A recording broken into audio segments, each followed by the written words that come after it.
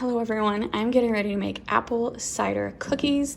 I was scrolling through TikTok and one of my favorite TikTokers is called Dollar Tree Dinners, and she recreates recipes of food items that she buys at the Dollar Tree. And I've watched her for a long time. I've just never tried to recreate one of her recipes. She made apple cider, I keep thinking of donuts because this is a muffin mix, but she turns this into cookies and it was very intriguing, and so I'm going to try to give it a try. So these apple cider muffin mixes at Dollar Tree apparently are only around for a couple months, so I grabbed 2 of those. And then she also said apple chips or apple slices. I couldn't find the apple chips she showed on her video, but they did have these apple slices, a can of the cream cheese frosting. And I don't know how this is enough to coat cookies, because as you can see, this is half the size of a normal Pillsbury icing, but she makes it work because I think we're only gonna make 8 cookies. And then 2 bags of Werther's Chewy caramels. And then you also need eggs and butter, which a lot of Dollar Trees do have refrigerators that sell that. Mine do not. There are no refrigerators at mine. But I already had this on hand. So the first step is to take these 2 bags of the apple cider muffin mix and mix it together with 1 egg and 1 stick of softened butter. I've had this out on the counter for a couple hours, so it's nice and soft. And then we're gonna mix that together. I'm just gonna use my hand mixer. I do have a nice, like a bigger mixer, KitchenAid, but I wanna make sure I stir it really good, because she did say it's dry and crumbly at first and you just have to stick with it and it will turn into a dough. And I will link her channel down below. She's very popular on TikTok, so if you don't watch TikTok, you really should. Maybe she's on YouTube, I'll have to check. Here's the dough. It only took about 2 minutes of mixing for it all to come together. It is very sticky. The next step is to refrigerate it for a couple hours. There's not a lot of dough at all, so I definitely agree it's only gonna make about 8 cookies. And so I'm gonna stick it in the refrigerator. Mimosa. We've talked about this. Oh my God, cats. It's been a couple hours now. I made 8 cookie balls, 4 on a sheet. I'm going to cook it 350 degrees for 15 minutes. After 15 minutes, they look really good. I don't think they need longer in my oven, so I'm gonna let them cool down and I'm gonna start making the icing. So remember, we bought 2 packs of caramels. Each pack had 10 caramels. Now I have to unwrap 20 caramels.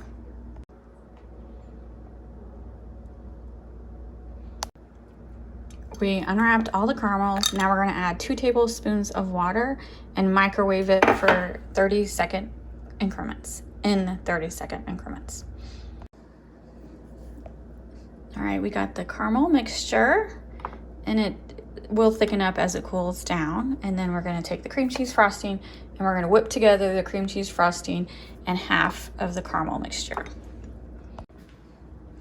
All right, I just beat the caramel and the cream cheese frosting together. It looks really, really good. Let's see how it tastes. Oh man, that tastes absolutely delicious. So now I'm gonna find a piping bag, put this frosting in the piping bag. All right, now I'm gonna attempt to just a simple circle icing. Looks nicer than, oh my gosh. So this icing is definitely a little runny. Maybe I should have let the caramel, very runny. Maybe I should have let the caramel solidify a little bit, because in Dollar Tree dinners, hers didn't look like, it actually looked like it stayed shaped, so I got impatient.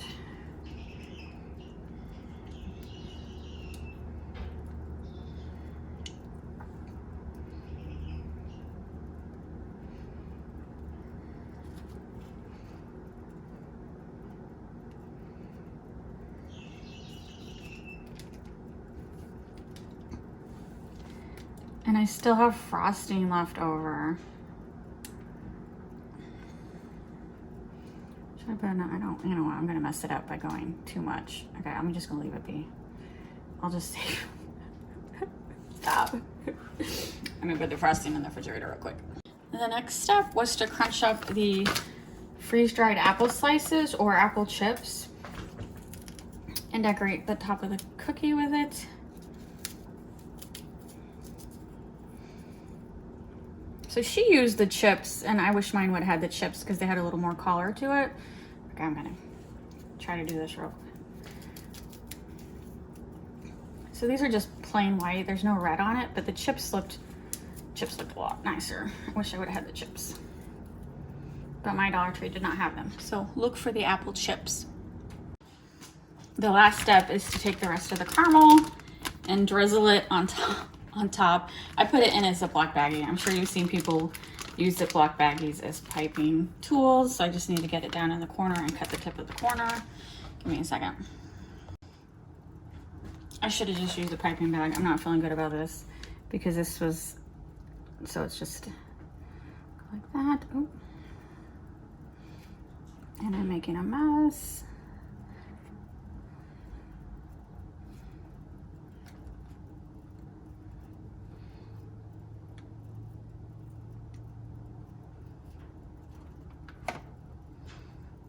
And I had extra caramel on that too.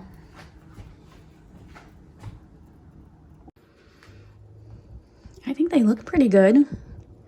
It's just now time for the taste test. All right, taste test time. It is a very big cookie. Pick one. I will. It definitely still tastes like a muffin on the inside.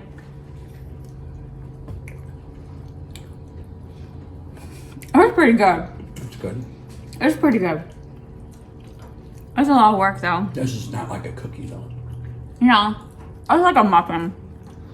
It tastes like the muffin on the inside. It's crunchy on the bottom, but really, if you overcook muffins, they're crunchy on the bottom too. I like it though. Would I do it again? No. But I did learn several things.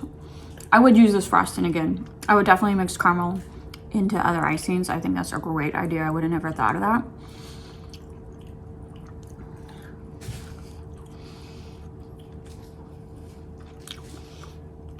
But I feel like I'm eating a fancy muffin. Top of the muffin So, too. look at that. It smells so good. It tastes like fall. I mean, I definitely taste the apple. I taste the cinnamon. The caramel is great. Robert's not really impressed. It's very sweet.